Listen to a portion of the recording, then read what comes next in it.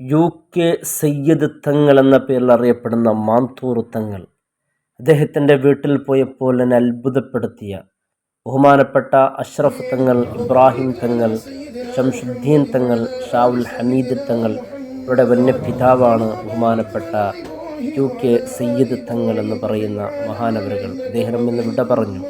അദ്ദേഹത്തിൻ്റെ മകൻ്റെ ഒരു പ്രാർത്ഥനയാണ് നാം ഈ കാണുന്നത്. അദ്ദേഹത്തെക്കുറിച്ച് ഒരല്പം. അസ്സലാമു അലൈക്കും വറഹ്മത്തുള്ളാഹി വബറകാതുഹു. മാംതൂർ തങ്ങൾ എന്ന പേരിൽ അറിയപ്പെടുന്ന ബഹുമാനപ്പെട്ട സയ്യിദ് അവരുടെ മരണം എന്നെ വല്ലാത്ത അത്ഭുതപ്പെടുത്തിയത്.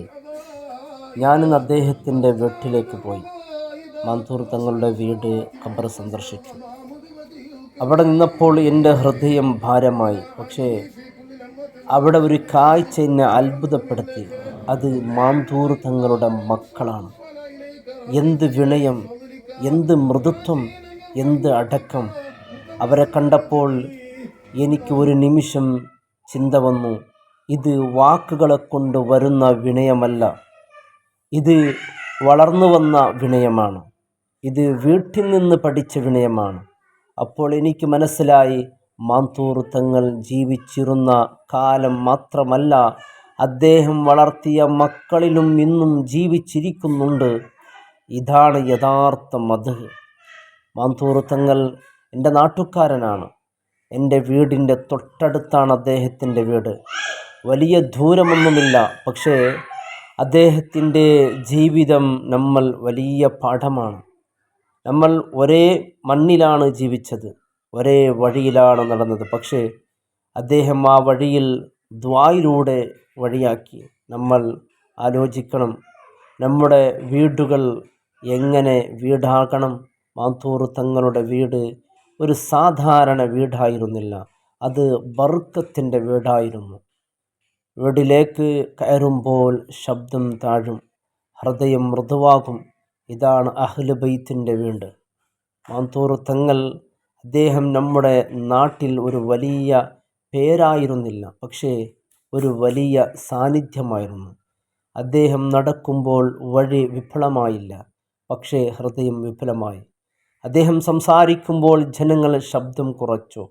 കാരണം അദ്ദേഹത്തിൻ്റെ ശബ്ദത്തിൽ അഹങ്കാരമില്ലായിരുന്നു. അദ്ദേഹം ഒരിക്കലും സ്വയം മുന്നിൽ നിന്നാളല്ല. ഇതാണ് സയ്യിദിൻ്റെ അടയാളം.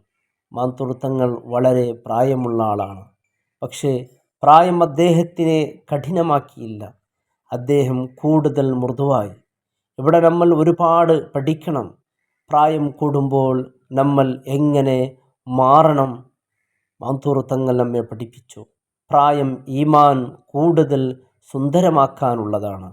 അദ്ദേഹം വാക്കുകൾ കുറച്ചു, പക്ഷേ ദുആകൾ കൂടി. ഇതാണ് മഹത്വം.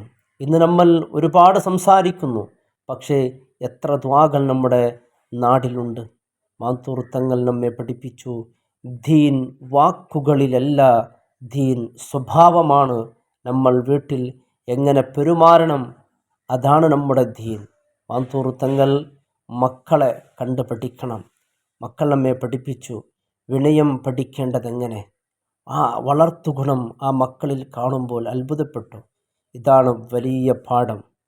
ബഹുമാനപ്പെട്ട തങ്ങളവറുകൾ ഇന്ന് നമ്മുടെ കണ്ണുകളില്ല, പക്ഷേ അദ്ദേഹത്തിൻ്റെ വിനയം നമ്മുടെ മുന്നിൽ നിൽക്കുന്നുണ്ട്. അദ്ദേഹത്തിൻ്റെ മക്കൾ അദ്ദേഹത്തെ പറയാതെ മദ്ഹ് പറയുന്നുണ്ട്.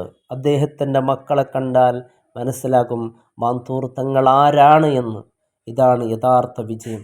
അദ്ദേഹം വഫാത്തായി, പക്ഷേ അദ്ദേഹത്തിൻ്റെ സ്വഭാവം ഇവിടെ നിന്ന് വഫാത്തായില്ല.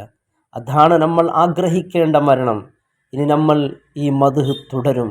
ഇനിയും ഒരുപാട് പറയാനുണ്ട്. കാരണം ഇത്തരം ജീവിതങ്ങൾ ഒറ്റ മണിക്കൂർ കൊണ്ടോ അല്ലെങ്കിൽ നിമിഷങ്ങളെ കൊണ്ടോ അവസാനിപ്പിക്കാൻ സാധ്യമല്ല. അല്ലാഹു റബ്ബ് സുബ്ഹാനഹു തആല തങ്ങളുടെ പരലോകം ജീവിതം സന്തോഷത്തിലും റാഹത്തിലുമാക്കട്ടെ. ആ പൊന്നുമക്കളുടെ വിനയം, ആ പൊന്നുമക്കളുടെ സ്വഭാവം എന്നെ തീർച്ചയായും അത്ഭുതപ്പെടുത്തി. ഇന്ന് രാവിലെയാണ് ഞാൻ തങ്ങളുടെ വീട്ടിലേക്ക് പോയത്. ഞാൻ അവരെ മുമ്പിൽ ചെറിയൊരു മക്കളെപ്പോലെയാണ്, എന്നാൽ വലിയൊരു ആലിമിനെ പോലെയാണ് അവരെ വീട്ടിലേക്ക് എന്നെ സ്വീകരിച്ചു കൊണ്ടുപോയത്. അല്ലാഹുവേ, ആ പ്രിയപ്പെട്ട തങ്ങളുടെ പൊന്നുമക്കൾക്ക് ആഫിയത്തുള്ള ദീർഘായുസ്സും ആരോഗ്യം നൽകണേ റഹ്മാനെ. അല്ലാഹു തങ്ങളെയും ഞങ്ങളെല്ലാവരെയും എൻ്റെ ജന്നാത്തിൽ ഫിർദൗസിൽ നീ ഒരുമിച്ച് കൂട്ടണേ അല്ലാ. അസ്സലാമു അലൈക്കും വറഹ്മത്തുള്ളാഹി വബറകാതുഹു.